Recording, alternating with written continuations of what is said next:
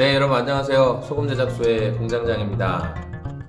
이번 주 저희 소금제작소에서 나누었던 설교 제목은 신앙의 회의감이 밀려올 때라는 제목이었어요. 본문은 마태복음 11장 1절에서 6절까지의 말씀을 사용했어요. 말씀에는 침례 요한이 등장을 합니다. 침례 요한은 어떤 사람이었느냐? 침례 요한은 모태로부터, 어머니 뱃속에서부터 성령이 충만한 사람이었고, 예수님을 위해서 예수님의 오실 길을 예비하는 그런 자신이 조연인 줄 알고 예수님이 주연이라는 것을 잘 알고 있던 사람이었어요. 그런데 그가 어떤 상황에 놓였냐면 옥에 갇혀있는 상황에 놓이게 되었어요. 옥에 갇힌 침례 요한은 그 마음 가운데 회의감이 찾아왔어요. 첫째는 자신이 주님의 길을 예비하면서 이렇게 섬겼는데 감옥에 갇혔다는 것. 두 번째, 그의 마음 가운데 회의감이 들었던 것은 뭐냐면 예수님께서 자기가 생각하는 메시아의 모습과는 다른 행보를 보여주었기 때문이었습니다. 그래서 요한은 제자들을 보내서 예수님이 진짜 메시아가 맞는지 확인 좀 해봐라, 물어봐라, 확답을 얻고 와라, 이렇게 얘기했어요. 예수님께서는 그것에 대해서 해답을 주셨죠. 그것에 대한 해답이 나오는 게 바로 4절부터 6절까지의 내용이에요. 예수께서 대답하여 이르시되 너희가 가서 듣고 보는 것을 요한에게 알리되 맹인이 보며 못 걷는 사람이 걸으며 나병 환자가 깨끗함을 받으며 못 듣는 자가 들으며 죽은 자가 살아나며 가난한 자에게 복음이 전파된다 하라. 그리고 아주 핵심적인 말씀이었죠. 누구든지 나로 말미암아 실족하지 아니하는 자는 복이 있도다 하시니라.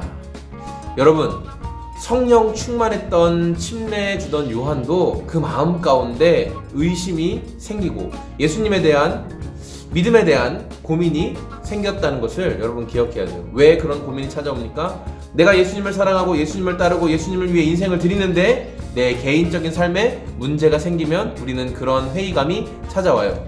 또 우리는 어느 때 신앙의 회의감이 찾아오느냐? 주님께서 이렇게 일할 것이다, 하나님께서 이렇게 일할 것이다 라고 기대했는데 그 방법대로 일하지 않으실 때 우리는 신앙의 회의감이 찾아와요.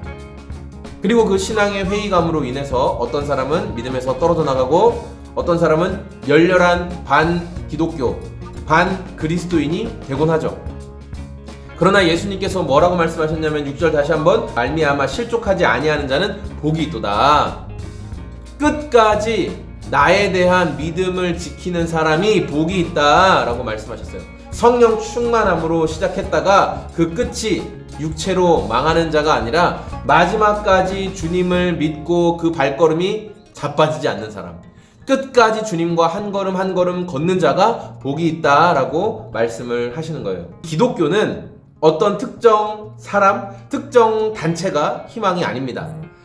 저 목사님에게 희망이 있어, 저 교단에 또는 저 단체에 희망이 있어. 아니요, 예수님에게 희망이 있습니다. 그래서 예수님께서 말씀하신 거예요. 내가 행했던 것, 맹인이 보고 못 걷는 자가 걸으며 나병 환자가 깨끗함을 받고 못 듣는 자가 듣게 되고 죽은 자가 살아나고 가난한 자에게 복음이 전파된다라고 하는 그 메시아께서 오시면 일어나는 일에 대해서, 예수님이 행하신 일에 대해서 기억하고 따르고 실족하지 말아라 라고 말씀하고 계십니다. 여러분, 오늘도 여러분의 삶 가운데 신앙의 회의감이 밀려올 수 있어요. 와우, 내가 예수님을 위해 살았는데, 내가 말씀에 순종하며 살았는데 왜 나에게 감옥에 가는 것 같은, 요한이 옥에 갇힌 것 같은 이런 문제가 생길까? 그것이 우리를 실족하게 만들고, 또 예수님을 향해 이런 기대를 했는데 내 기도한 대로 응답하지 않아서 실족함이 생길 수 있어요. 하지만 우리가 이 실족함을 극복할 수 있는 것은 뭐예요? 내 생각과 나의 계획은 항상 한계가 있고 틀릴 수 있다. 그러나 우리가 믿고 따르고 사랑하고 우리 삶을 드리길 원하는 그 주님은 완전하시다. 하나님의 타이밍, 하나님의 계획을 신뢰함으로 실족하지 않는 저와 여러분이 다 되었으면 좋겠습니다. 고맙습니다. 다음 시간에 만나요.